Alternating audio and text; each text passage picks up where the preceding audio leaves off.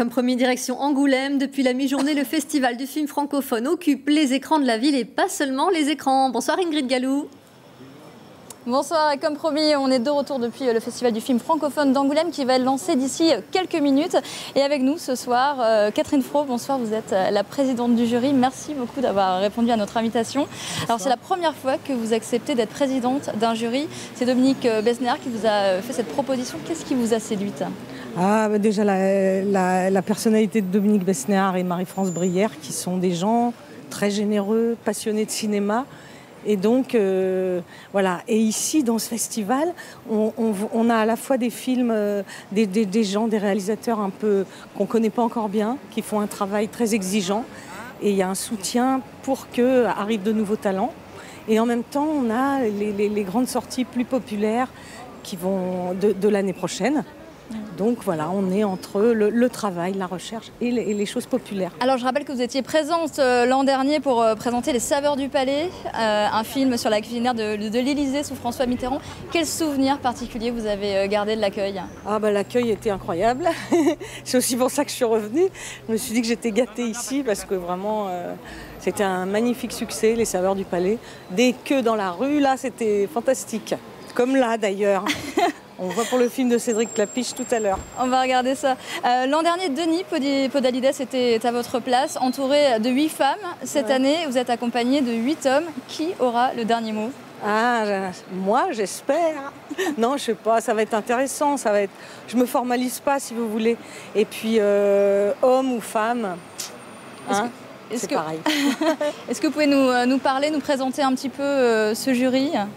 Il y a des réalisateurs, il y a Pierre Scheller qui avait fait L'Exercice de l'État, il y a Joachim Lafosse, il y a des producteurs, il y a vraiment toutes sortes de gens formidables. Voilà. Je ne peux pas vous dire tous les noms comme ça, parce qu'il y en a 9 et je ne les connaissais pas tous. Mais enfin, c'est des gens qui ont l'air formidables. Et un mot peut-être sur la sélection officielle, très exigeante, avec de vraies histoires, de vrais thèmes. Oui, de vraies histoires. Puis c'est ce que je vous dis, c'est des gens, en fait, ils n'en sont qu'à leur 2e ou 3e film, même premier film. Et donc, c'est des tentatives, c'est des recherches. La sélection a été vraiment bien faite et je crois que ça va être intéressant, quoi, voilà. Merci en tout cas, bon festival. Merci. Et puis un festival, ce n'est pas seulement un jury et des acteurs, c'est aussi du public. Alors est-il au rendez-vous ? La salle en tout cas a été comble à craquer pour la première projection du film en compétition. Des cinéphiles, des curieux et des journalistes à l'image de Jérôme Debeuf et Cécile Landais. Regardez. Les premiers festivaliers, un public cinéphile. On va découvrir ça, j'espère qu'on va avoir de bonnes surprises. On n'a même pas lu encore le programme. Et ces deux Angoumoisines habituées du film francophone ne sont pas les seules. La salle est pleine. Bonjour, alors c'est la première séance, vous êtes très nombreux. Très nombreux. Et la séance est en présence du jury des étudiants et de sa présidente, Clémentine Célerier. Qui vient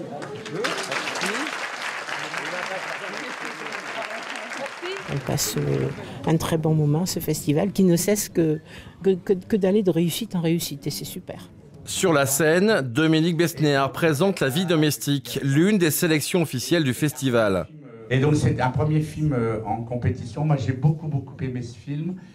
C'est un film sur le tragique du quotidien, avec une actrice absolument sublime, Emmanuelle DeVos. En 5 jours, le film francophone totalise 76 projections ouvertes au public. Et parmi les spectateurs s'est glissée une ministre, Aurélie Filippetti, la ministre de la Culture, qui va donner le coup d'envoi du festival. Bonsoir. Bonsoir. Merci beaucoup d'être avec nous. Alors votre venue, c'est un petit peu un symbole fort. Elle consacre le festival francophone comme un événement majeur. C'est l'un de nos plus beaux festivals. On en est très fiers parce que c'est évidemment le seul festival francophone en France, ce qui semble un paradoxe, mais on voit bien qu'il y avait un véritable manque.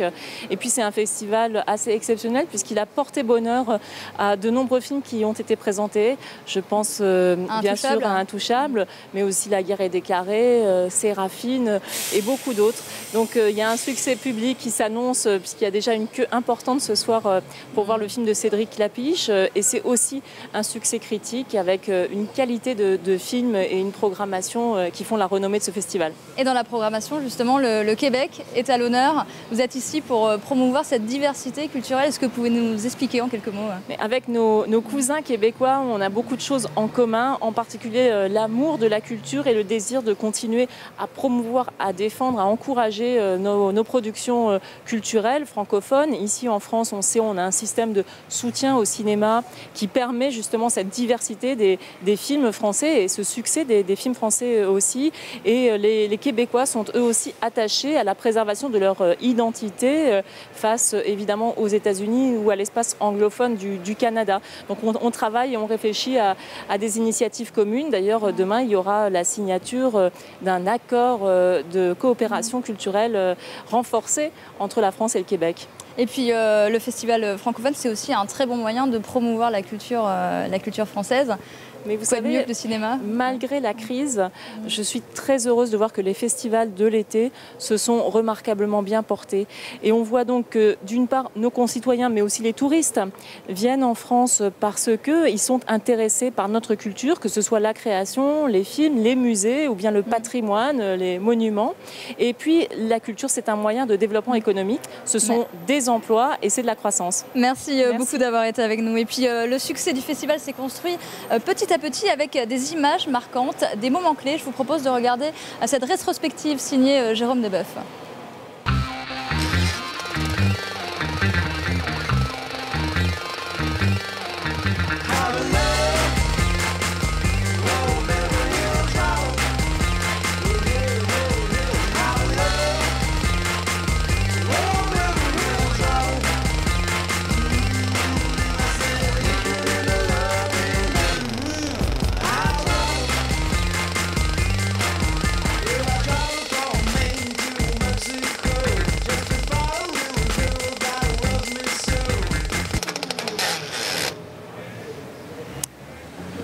Et une pléiade d'acteurs francophones et de réalisateurs comme Cédric Lapiche, qui a une histoire un petit peu particulière avec le festival. En 2008, il se voit offrir sa première rétrospective. Et cette année, il présente en avant-première mondiale son film Un casse-tête chinois, la suite des poupées russes et de l'auberge espagnole. Regardez, on l'a rencontré un petit peu plus tôt dans l'après-midi. Angoulême, c'est une ville attachante. Et puis, parce que c'est Dominique Besnéard qui est derrière tout ça et qu'en général, quand il fait quelque chose, il le réussit. Et puis je pense que ce qu'il a voulu faire est ce qu'est devenu le festival. C'est-à-dire qu'il a voulu que ce soit un endroit convivial, un endroit qui ne soit pas un festival comme les autres en étant plus relax. Et je pense qu'il a réussi ça. Alors ce soir, pendant l'avant-première, vous serez dans la salle, vous allez vivre en direct les réactions des spectateurs. Est-ce que vous l'appréhendez? Je ne peux pas dire que j'ai peur. Il y a une appréhension forcément, mais je suis juste curieux de voir ça. Donc je suis plus curieux et j'ai hâte que ça arrive plutôt que j'ai peur que ça arrive, quoi. Bah, merci beaucoup Cédric Lapiche, bonne chance pour ce soir. Et puis en attendant, on se regarde un petit teaser du film. C'est marrant que tu vois ça, c'est compliqué la vie. Je suis ici à New York pour pouvoir vivre à côté de mes enfants. Que j'ai eu avec une Anglaise avec qui j'ai vécu 10 ans. En Angleterre, à Paris. J'ai un enfant avec 2 lesbiennes. Je suis marié à une Chinoise pour pouvoir être américain. Et la vie, elle est pas si compliquée.